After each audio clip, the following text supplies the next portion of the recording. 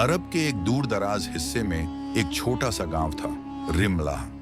चारों तरफ फैला हुआ रेगिस्तान, झुलसती हवा, दिन में तेज धूप और रात में हड्डियों को जमा देने वाली ठंड। इसी गांव में रहता था एक नेक, अल्लाह से डरने वाला नौजवान, सालिम।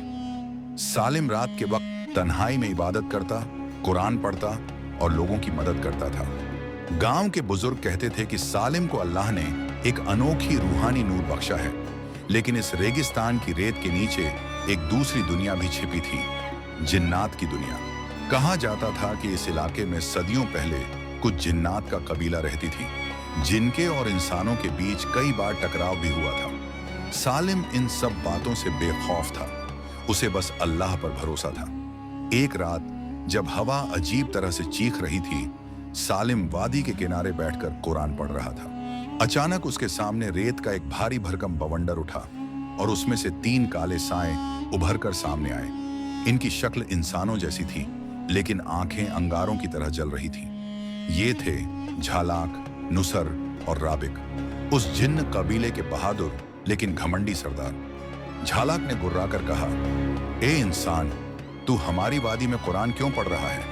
ये जगह हमारी है। सालिम घबराया नहीं, उसने बस इतना कहा, ये जमीन अल्लाह की है, मैं उसी का बंदा हूं और उसी का कलाम पढ़ रहा हूं। अगर तुम्हें तकलीफ है तो दूर हो जाओ, मैं किसी को नुकसान नहीं दे रहा। उनकी आंखों में गुस्सा भड़क उठा। नुसर ने चिल्लाकर कहा, इंसान, तेरी हिम्मत कैसे हुई हमें जवाब देने की? और अचानक नुसर तेज हवा की तरह आगे बढ़ा और सालिम के चेहरे पर जोर से मिट्टी फेंकी। सालिम चुप रहा, ना गुस्सा, ना बदुआ, ना प्रतिकार, बस सब्र। उसने आस्ते आस्ते चेहरे से रेत साफ की और फिर कुरान की तिलावत जारी रखी। जिन्नात तिलमिला उठे। तीनों जिन्हों ने मिलकर सालिम को डराने की कोशिश शुरू की। कभी वो ऊंचे पेड़ों की तरह लंबे हो जाते, कभी उनकी आवाजें गरजते बादलों जैसी हो जाती, कभी वो सालिम के आसपास बिजली सी चमक पैदा कर देते। लेकिन सालिम सिर्फ इतना कहता, हसबी अल्लाहु ला इलाहा इल्ला हुआ, अल्लाह मेरे लिए काफी है। हर बार जब वह ये पढ़ता, जिन्हों की शक्ति कुछ कम होती दिखती। झालाक गुस्से से पागल हुआ जा रहा था। ये इंसान डर क्यों नहीं रहा? इसमें ऐसा क्या है? राबिक धीरे से बोला, इसके पास एक अजीब नूर है। यह नूर सिर्फ नेक लोगों के पास होता है। लेकिन घमंड उन पर हावी था। उन्होंने आखिरी वार करने का फैसला किया। उन्होंने रेत का इतना बड़ा तूफान खड़ा किया कि पूरा इलाका अंधेरे में डूब गया। सालिम के चारों तरफ रेत का भंवर बन गया। सांस लेना मुश्किल हो गया, आंखें बंद होने लगी। तभी सालिम ने आखिरी ताकत से हाथ उठाया और पढ़ा, औजु बिल्लाहि मिन अश-शैतानिर राजीम। और ठीक उसी पल पूरे इलाके पर एक नूर उतरा, ऐसा नूर जो रेगिस्तान की काली रात को दिन बना दे। जिन्नात चीख पड़े, ये क्या है? हम इसकी रोशनी बर्दाश्त नहीं कर सकते। वो तीनों धराशायी होकर गिर पड़े। नूर ने उन्हें जकड़ लिया, जैसे कोई हाथ उन्हें पकड़कर रोक रहा हो। अचानक हवा थमी, रेत का तूफान गायब हो गया। माहौल में एक अजीब सी शांति फैल गई। सालिम ने आंखें खोली तो उसने देखा 3 नूरानी फरिश्ते उसके चारों तरफ खड़े हैं। उनमें से एक ने कहा, ए सालिम, तूने सब्र किया, तूने अल्लाह पर भरोसा नहीं छोड़ा। अल्लाह ने हमें तेरी मदद के लिए भेजा है। दूसरा फरिश्ता झालाक, नुसर और राबिक के ऊपर झुककर बोला, तुम इंसान को डरा के क्या पाना चाहते थे?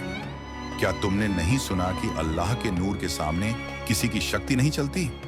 तीनों जिन्न फरियाद करने लगे, हमें माफ कर दो, हमने नादानी की, हम घमंड में आ गए थे। फरिश्तों ने उनकी तरफ देखा और कहा, अगर सच में तौबा करते हो तो इंसान को नुकसान पहुंचाना छोड़ दो।